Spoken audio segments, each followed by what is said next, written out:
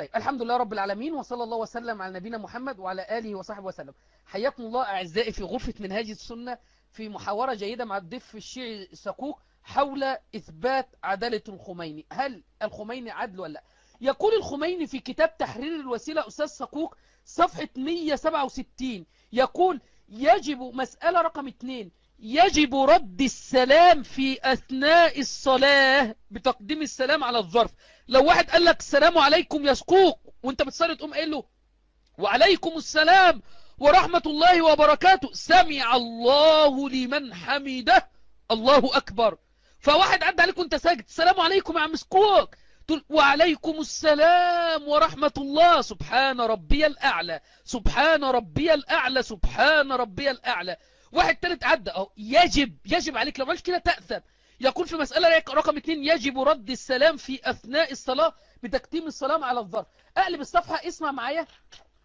في مسألة رقم 6 بيقول يجب إسماع رد السلام، يعني اوعى تسلم وانت بصوت واطي، لا، يجب إسماع رد السلام في حال الصلاة وغيرها، بمعنى رفع الصوت به على المتعارف، بحيث لو لم يكن مانع عن السماع لسمعه. يعني واحد قال لك السلام عليكم يا سكوك وانت كنت ساجد، فلما قمت لقيته بعد شوية تقول وعليكم السلام ورحمة الله يا عم حبظلم، بس ما تزودش، لا حبظلم دي تضيع صلاة، وعليكم السلام ورحمة الله وبركاته، وترفع صوتك. تفضل حضرتك، ما رأيك في كلام الخميني وحينما قال يجب؟ تفضل لك المايك. شوف، ما اقول لك هل بربكم هسه السيد الخميني رجل توفى وراح، يعني نثبت عدالته ولا ما اثبتنا عدالته؟ شو يفيدنا بالموضوع؟ هل هو صحابي؟ يا أستاذ سكوك لو سمحت ما تهربش، ما زال إلى الآن من يعظمه. مش ممكن ترد على الشبهة؟ ممكن ترد على شبهة؟ طب بلاش دي. اللي سامعني يكتب لي رقم 7 يا إخوة كده، هنقلب الصفحة مع بعض. اللي سامعني يكتب رقم 7. الكلام ده كان في صفحة 168، قلبنا الصفحة رقم 170. تاسعها مبطلات الصلاة. ايه هي مبطلات الصلاة يا اخونا ابو سعود؟ تعمد قول آمين بعد إتمام الفاتحة يبطل الصلاة عند الخميني. اما تقول للواحد وعليكم السلام ورحمة الله وبركاته، صلاتك صحيحة ويجب. لكن لو قلت بعد ما الإمام يقول ولا الضالين، لو انت قلت آمين تبطل الصلاة. تاسعها تعمد قول آمين بعد إتمام الفاتحة إلا مع التقية. لو بتصلي ورا الوهابي رامي عيسى وجنبك وهابي زي رائد وهابي زي علي وهابي زي، تقول ايه وعليكم السلام ورحمة الله وبركاته. ايه رأيك؟ تفضل لك المايك. ايه رأيك في هذه المسألة؟ مسألة يجب رد السلام ومسألة لو قلت امين تبطل الصلاة. تفضل لك المايك. يدري وتعطيني مايك، بديت تقطع شو وحكيت كلمتين وقطعتني، ودا جاوب اقول لك هذا شنو فائدة الحوار برجل هذا راسا قطعتني، ليش؟ خلي اكمل ودا اكمل لك. البيت من زجاج لا يرمي الناس بحاجة يا رامي. طيب اجب. لا طب بلاش دي. الخميني يقول بأن التكفير من مبطلات الصلاة. ثانيها هنرجع صفحتين، صفحة 166. التكفير يعني ايه يا اخوة؟ حد يعرف يعني ايه التكفير؟ حد يعرف يعني ايه التكفير؟ التكفير هو وضع احدى اليدين على الاخرى نحو ما يصنعه غيرنا اما تضع يدك اليمنى على اليسرى في الصلاة، هذا من مبطل الصلاة. تقول سلام عليكم في الصلاة لا يبطل الصلاة، وما تحط ايدك على يدك اليمنى على اليسرى لا يبطل الصلاة. ايه رأيك يا استاذ سكوك؟ تفضل، احنا كلنا منتظرين اجابة حضرتك على هذه الاسئلة.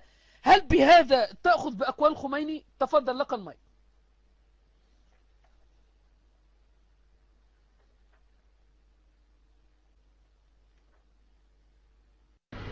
مو قلت لك انا اخطا اناقشك؟ والله اخطا احاورك.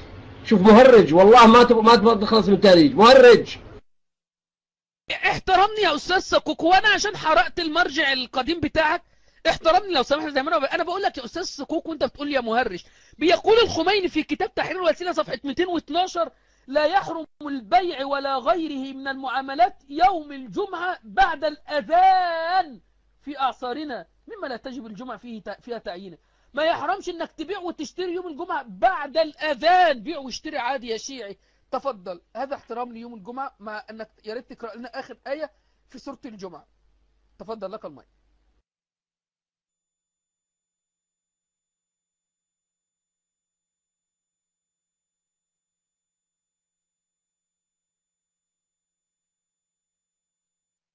قالوا استاذ سكوك موجود؟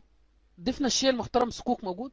لا لا موجود موجود، لا لا لا سكوك ما يهرب. أستاذ سكوك، طب بلاش دي، كتاب تاني والله في إيدي، كتاب اسمه شرح دعاء السحر. يقول الخميني فإن هذا من قوله، صفحة 28، يقول ومن هذا البيان ينكشف لكل السر فيما في بعض خطب أمير المؤمنين من قوله أنا يد الله الباسطة أنا عين الله الناظرة، إلى أن قال ويجوز للشيعي أن يدعو بهذا الدعاء. تقول أسألك أن تجعلني متصفا بصفاتك العليا، يعني تسأل ربنا أنك تكون متصف بصفات الله، يعني تكون رب يسكوك. إيه رأيك يا أستاذ سكوك في هذا الكلام الخميني؟ ومظهرا لأسمائك الحسنى. خلاص سيبنا المسائل الفقهية لأن في كتير جواز وطء المرأة دبرا والزنا والتمتع بالرضيعة، سيبنا كل الفقه والإباحيات بتاعت الخميني ودخلنا في العقيدة. بيقول الخميني هنا إنك يجوز إنك تدعو الله تقول اللهم اجعلني متصفا بصفاتك العليا. تفضل أستاذ سكوك، ما رأيك في هذا الكلام؟ شرح دعاء السحر للخميني، تفضل.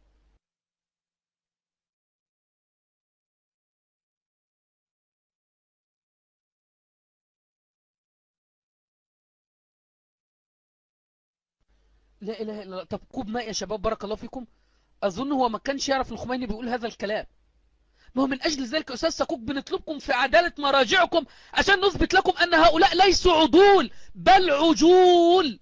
شيل الدال وحط جيم وضع جيم. من أجل ذلك نحن نطالبكم في سلسلة مناظرات في عدالة مراجع الشيعة، سيستاني، يعقوبي، شيرازي، خامنئي، خميني، خوئي، وما شابه ذلك، يعقوبي.